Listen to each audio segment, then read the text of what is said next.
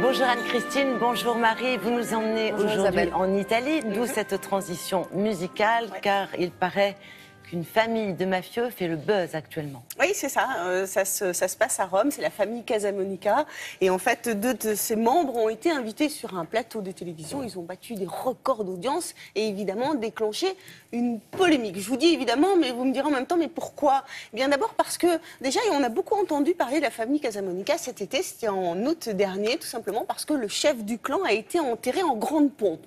Des funérailles, on va dire, dignes justement d'un parrain, avec un orchestre, carrosse, chevaux, des pétales de rose qui tombaient du ciel grâce à un hélicoptère. Enfin, vous voyez, une chorégraphie extrêmement soignée. Et ça, forcément, ça a fait la une de tous les journaux. Et pas qu'en Italie, ça a fait la une du monde entier. Alors, il a été reproché, évidemment, au maire de Rome de ne pas être intervenu. Et là, de nouveau, on parle de la famille Casamonica parce que, eh bien, la fille et le petit-fils sont invités sur un plateau de télévision. Et ils sont en train de juste de vanter un peu le chef du clan en disant c'est un homme bon, c'est un homme généreux. Et alors que bon, c'est quand même le chef de la mafia. Alors ils se disent mais pourquoi finalement, ils sont assez surpris de voir que les gens sont aussi choqués de ces funérailles. Et puis la cerise sur le gâteau, c'est que le présentateur, qui est une vedette en Italie, eh bien il a été finalement assez complice et même complaisant, peut-être même un peu trop. Regardez. Vittorio Casamonica, chef d'un clan mafieux, a été enterré en grande pompe à Rome en août dernier. Carrosse, chevaux, orchestre. Un enterrement pas comme les autres qui a fait scandale. Quand vous faites un enterrement comme ça, que vous êtes capable de bloquer la circulation, que vous êtes capable de faire un carrosse avec des chevaux, vous montrez toute l'étendue de votre puissance, du contrôle du territoire. Et ceci renforce l'image du clan sur l'ensemble des citoyens. C'est un message pour montrer tout le bien. Il a aidé les gens, il était là pour les plus démunis. Et ça, c'est un message qui permet aux mafieux d'avoir du consensus auprès des populations.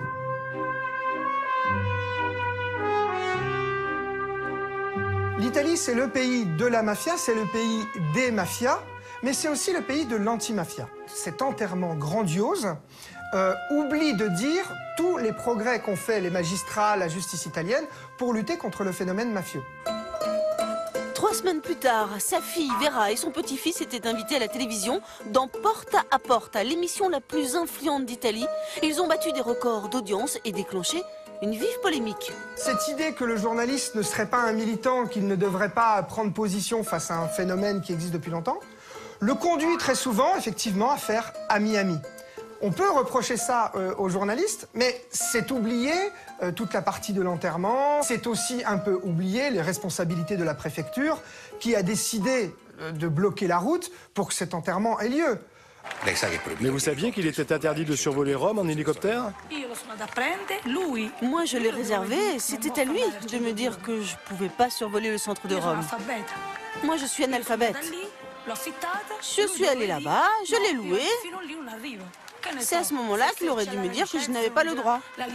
Quand un boss de la mafia calabraise est enterré en Calabre, en général, la préfecture demande à ce que l'enterrement ait lieu à 5 h du matin et il n'est pas public. Donc là, il y a des responsabilités administratives, policières et effectivement médiatiques dans le cadre de cette émission. La famille Casamonica a 117 arrestations à son actif, du blanchiment au trafic, du racket aux relations avec la Camorra. Et pourtant, à les voir à la télévision, on en oublierait presque que ce sont des criminels. Inviter la fille d'un chef mafieux, c'est très certainement donner du crédit à la mafia et renforcer son pouvoir. D'autant plus que la mafia est experte en matière de communication, mais je dirais tout de même que ce type d'enterrements sont extrêmement fréquents dans les pays scandinaves concernant les gangs de motards, sont extrêmement fréquents en Irlande concernant les clans irlandais, et que ce n'est pas seulement en Italie que les mafieux se font enterrer avec des pétales de rose. Oui, évidemment. Alors la question que l'on peut se poser, effectivement, où se situent les limites du journalisme, faut-il ou ne faut-il pas inviter tout le monde sur un plateau télé. Et surtout la fille d'un mafieux, quand même. C'est là que la question se pose et c'est effectivement discutable. Alors, d'une part, effectivement, le journaliste fait son travail, puisque le but de l'émission, c'est d'interviewer des personnalités qui font l'actualité. Donc voilà. Et puis, le véritable problème, c'est de donner finalement une image assez positive de deux personnes qui paraissent assez innocentes et qui pourtant sont les représentants d'une famille de criminels. Voilà. Absolument. Dossier intéressant en tous les cas. Nous allons continuer avec l'Italie, avec une autre image de ce pays. Nous allons parler gastronomie avec ses ingrédients de qualité, avec ce savoir-faire. On aime beaucoup la cuisine italienne en France et ça, Loïc Ballet le sait. Cosa sarà che fa crescere gli alberi, la felicità, che fa morire a 20 anni?